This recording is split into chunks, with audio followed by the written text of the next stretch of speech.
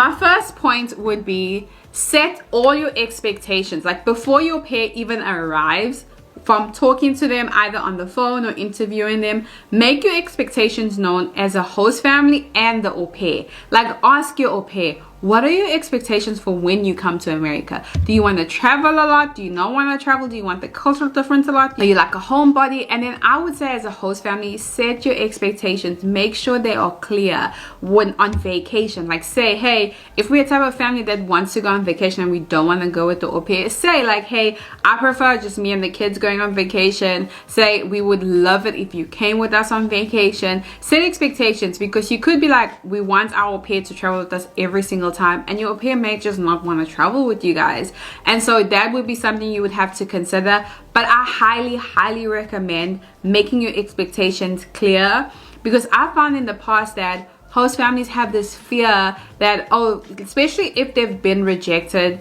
during the interviewing process by quite a few au pairs, they start to tone down their request. And then what happens is they put all these perks out, or they say all these things during this whole process, and they don't set their expectations, or they try to dim down their expectations just because they're tired of getting the rejection. Like, oh, this au pair is not coming with us again, she's not coming with us again. And then what happens is the au pair comes here, and what the au pair thought it would be was not the same way, or they come here and reality hits and they're like, this is not what I expected. Like, you said I'm gonna work some weekends, and then I get here and I'm working like 3 weekends out of a month. 3 weekends out of a month. Set expectations. Be like, yo, we know that most au pairs don't work on weekends, but we are a family that are gonna need you on a weekend. And so say like, we guarantee that 1 weekend per month you're gonna be off. Now if you don't need her for 2 weekends or 3 weekends per month, that's great, that's like an extra bonus.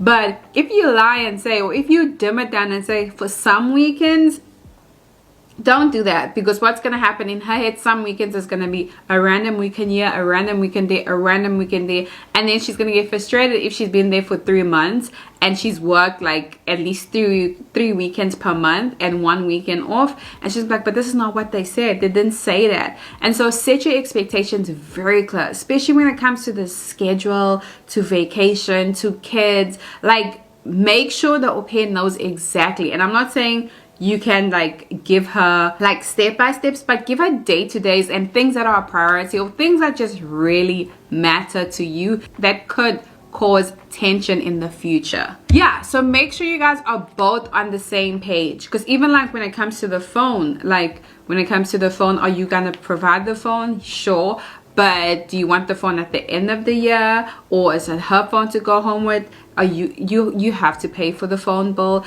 The car, can she drive the car for her own needs? Because what's happened is that host families have also said you're gonna get a car when you get here, and au pairs get here and they want to use the car for personal needs, but the host family's like, no, you got a car to look after the kids. For your own personal need, you have to take an Uber, you have to get rides with your friends, and that becomes a problem because au pairs assume that they were going to have the car, or they thought that when you said they're going to be a car provided for them, that they can use it for their own needs too. So make sure every expectation, I always say, over communicate.